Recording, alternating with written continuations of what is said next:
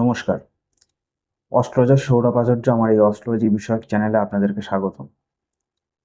ঘরে বসে নিজের কুষ্টির ছক দেখা নিজে কিভাবে শিখবেন সেই নিয়ে আমি একটা ফার্স্ট পার্টে ভিডিও করেছিলাম এবং বলেছিলাম এর একটা সেকেন্ড পার্ট নিয়ে আসবো। ফার্স্ট পার্টের ভিডিওটা না দেখে থাকলে আপনি আমার চ্যানেলে গিয়ে দেখে আসতে পারেন। আজকে এটা হলো সেকেন্ড পার্ট। তারপরের থেকে আজকে সেকেন্ড পার্টে আমি আলোচনা করব। তো চলুন আমি ডাইরেক্ট স্ক্রিনে গিয়ে দেখাচ্ছি। আগের দিন আমি আপনাদের রাশি নিয়ে আলোচনা করেছিলাম, যে মেষ রাশির সংখ্যা কত, এক, এবং মেষ রাশির লর্ডকে মঙ্গল গ্রহ। ঠিক একই রকমভাবে মঙ্গল গ্রহ আবার কিন্তু কোন রাশির লর্ড? বৃশ্চিক রাশির লর্ড। বৃশ্চিক রাশির নাম্বার কত? 8, তাই তো? তো তাহলে এখন এটা হলো একটা আমাদের নর্থ ইন্ডিয়ান চার্ট। তো এটা হলো আমাদের নর্থ ইন্ডিয়ান চার্ট, এই যে এই চার্টটা, ঠিক আছে? তো এইটা হলো আমাদের ফার্স্ট হাউস, এটা সেকেন্ড হাউস, এটা থার্ড হাউস। এইভাবে এগুলো অ্যান্টি ক্লকওয়াইজ কিন্তু ঘোরে। এটা গিয়ে হয় 12 হাউস, ঠিক আছে? সবার ক্ষেত্রেই কিন্তু এই ঘরটা কিন্তু ফার্স্ট হাউস, ঠিক আছে?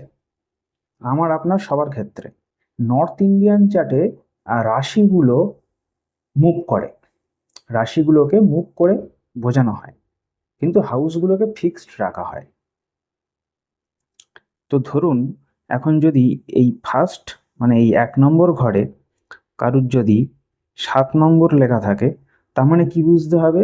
যে 1 নম্বর ঘরে 7 নম্বর রাশি রয়েছে। 7 নম্বর রাশি কোনটা? আপনারা এখানে স্ক্রিনে দেখতে পাচ্ছেন।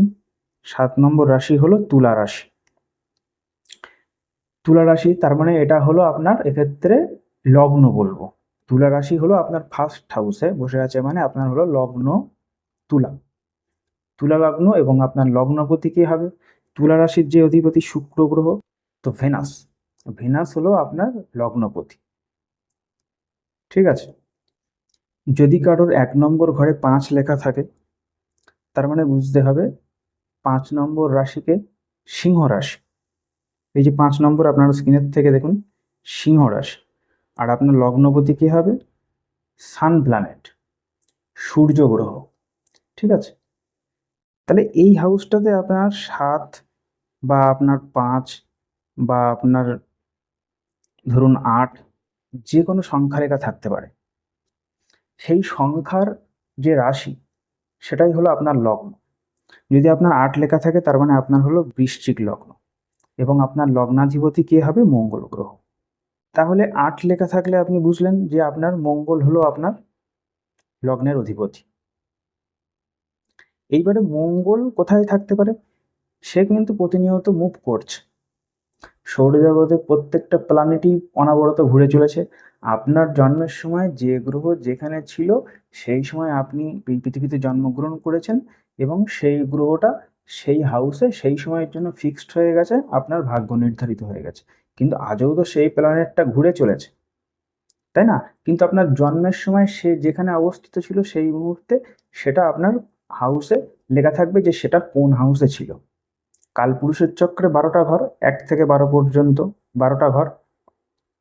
12টা ঘরের মধ্যে যে কোনো ঘরে থাকতে পারে। মঙ্গল সাধারণত আমাদের দেখুন ম, অথবা যদি ইংরেজি সফটওয়্যার হয় মার্স বলে লেখা থাকে। তাহলে এই মার্স বা মঙ্গল এটা যদি আপনার এই ঘরে লেখা থাকে, তার মানে বুঝতে হবে কি, মানে এটা আপনার ফোর্থ হাউস। তার মানে মঙ্গল গ্রহ আপনার ফোর্থ হাউসে বসে রয়েছে। যদি এখানে এম এ ম বা বাংলায় ম লেখা থাকে, তার মানে এটা কত নম্বর ঘর? এটা হলো আপনারা জানেন 7 নম্বর ঘর। আমি আগের ভিডিওতে আলোচনা করেছিলাম। বুঝতে না পারলে কমেন্ট বক্সে কমেন্ট করুন, আমি আপনাকে আপনার প্রশ্নের উত্তর দিয়ে বুঝিয়ে দেওয়ার চেষ্টা করব। তাহলে এই 7 নম্বর ঘরে কিন্তু মঙ্গল গ্রহ বসে আছে, এটা আপনাকে বুঝতে হবে। ঠিক মঙ্গল গ্রহ যেমন ইংরেজিতে এম এ বা ম এরকম ভাবে সংক্ষেপে লেখা থাকে, ঠিক সেই রকম ভাবে চন্দ্র কিন্তু বাংলায় লেখা থাকলে কিরকম লেখা থাকবে? চ বলে লেখা থাকবে। ইংরাজিতে হলে এম ও, মুন বলে লেখা থাকবে। তো এই ঘরে যদি আপনার বসে থাকে চন্দ্র, তার মানে এটা কোন ঘর? এটা হলো আপনার 4th হাউস। তার মানে 4th হাউসে আপনার চন্দ্র গ্রহ বসে আছে, এটা বুঝতে হবে।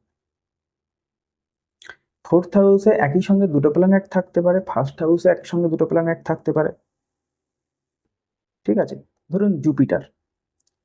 জুপিটার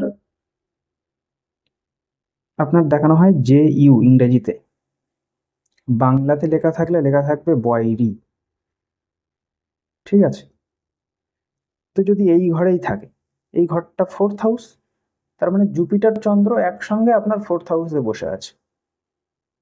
বোঝাতে পারছি? বুঝতে না পারলে কমেন্ট বক্সে কমেন্ট করুন, আমি অবশ্যই রিপ্লাই দিয়ে বোঝানোর চেষ্টা করব।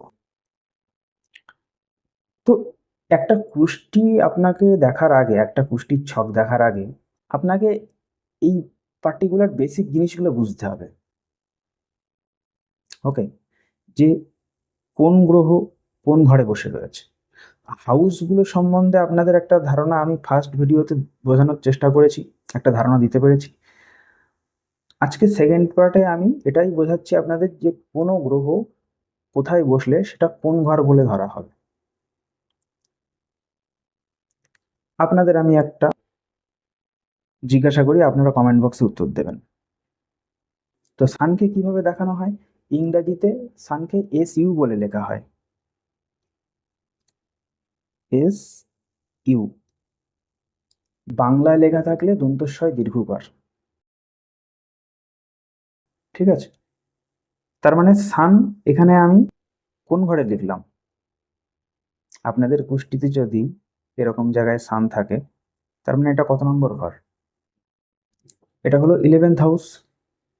বুঝতে পারছেন? তাহলে ধরে নিন কারণ কন্যা লগ্ন, তার মানে প্রথম হাউসে লেখা থাকবে কত? 6।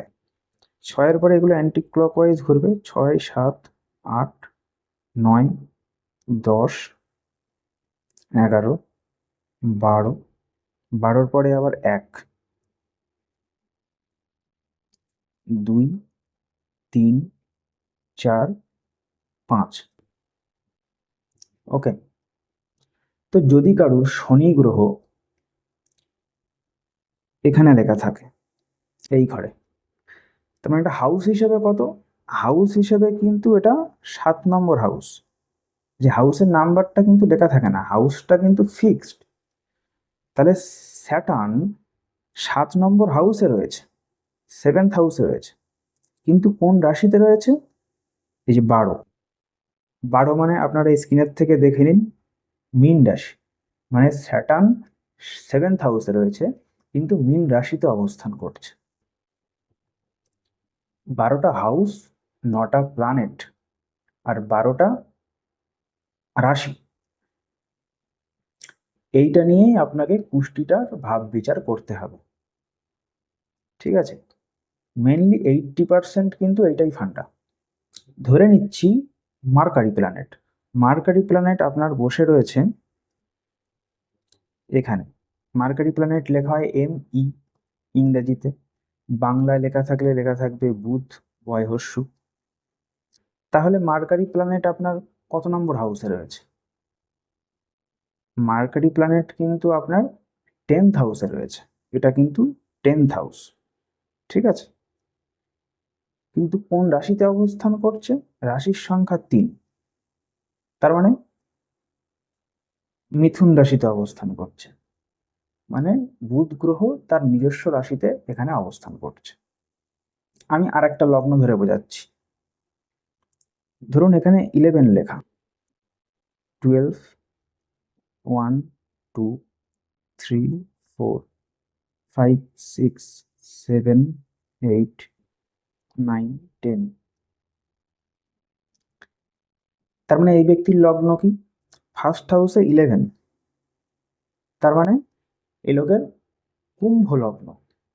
দেখুন এখানে 11 হলো কুম্ভ রাশি, মানে কুম্ভ লগ্ন।